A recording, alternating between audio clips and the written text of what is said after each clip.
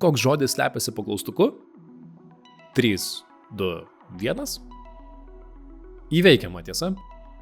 Kiek sudėtingiau? 3, 2, 1.